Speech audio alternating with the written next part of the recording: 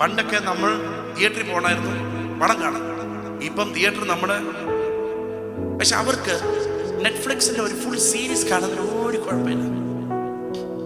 ഒരു സീരീസിൽ 8, 9, 7 എപ്പിസോഡുകൾ അത് രാത്രി മുതൽ രാവിലെ വരെ ഇരുന്ന് കാണുന്നതിന് ഒരു കുഴപ്പമില്ല. ഈയിടയ്ക്ക് ഒരു ചെറുക്കൻ അവൻ ഫുൾ ടൈം ഇങ്ങനെ നെറ്റ്ഫ്ലിക്സിൽ കണ്ടുപിടിക്കണം. മമ്മി വരുന്നതിനും മിനിമൈസ് ചെയ്യും, മമ്മി പോകുന്നതിനും പിന്നെയും കാണും. അപ്പൊ ഈ ആൻറ്റി ചോദിച്ചു, എന്തുവിടെ എപ്പോഴും നെറ്റ്ഫ്ലിക്സ് എന്ത് നെറ്റ്ഫ്ലിക്സ്? ഈ ആൻറ്റിക്ക് പറയാൻ ഒരു ആൻസർ ഇല്ല. ആൻറ്റി പറഞ്ഞു, ഈ മോൻക്ക് പറയാൻ ഒരു ആൻസർ ഇല്ല. മോൻ പറഞ്ഞു, നെറ്റ്ഫ്ലിക്സ് നെറ്റ്വർക്ക് ഫിക്സ് ചെയ്യുന്ന സംഭവമാണ്. ഈ ഒരു OTT പ്ലാറ്റ്ഫോമിൽ കേരളത്തിലാണെന്ന് തോന്നുന്നു ഒരു മൂവി റിലീസ് ചെയ്തു. ഏകദേശം അതിന് പേരെന്താ, മാക്രോ അറിയാം, മാർക്കോ. അടിപൊളി ഫിലിം ആണെന്ന് പറഞ്ഞു. ഞാൻ അതിന്റെ റിവ്യൂ വായിച്ചു. 285 കില്ലിംഗ് ഉണ്ട്. 285 കില്ലിംഗ്. ഓ, അത് കില്ലിംഗ് ഒക്കെ ചുമ്മാ ഇങ്ങനെ വെടിവെക്കുന്നല്ല, ബ്രൂട്ടൽ കില്ലിംഗ്.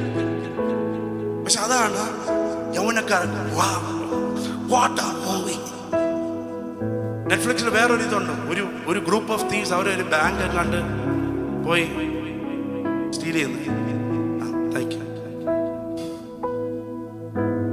എല്ലാം നമുക്കറിയാം. നമുക്ക് ശിഷ്യന്മാരുടെ പേരുകൾ അറിയത്തില്ലെങ്കിലും നെറ്റ്ഫ്ലിക്സിന്റെ എല്ലാ സീരീസിന്റെയും എല്ലാ മൂവീസിനും ഇതറിയാം.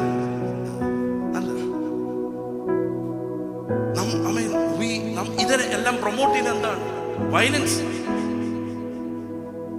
സെക്സ്, ഇതൊക്കെയാണ് പ്രൊമോട്ട് ചെയ്യുന്നത്. ഇതാണ് നമ്മുടെ തലമുറ കാണുന്നത്. ഇനി ഇത് പോട്ടെ, ഈ അങ്കിൾ ആന്റിമാരുടെ വിഷയത്തിലോട്ട്. ഞാൻ ഈയിടയ്ക്ക് ഒരു ഗൾഫിലൊരു വീട്ടിൽ, എൻ്റെ സ്വന്തം റിലേറ്റീവിൻ്റെ വീട്ടിൽ ഞാൻ ഫുഡ് കഴിക്കാൻ വേണ്ടി ഇങ്ങനെ ഇരിക്കുന്നു. അവിടുത്തെ അച്ചായൻ വന്നേ ഉള്ളൂ. അവിടത്തേക്ക് ആ മോൾ പറയാം, പപ്പയ്ക്ക് അറിയാവോ ആരെ എലിമിനേറ്റ് ആയി?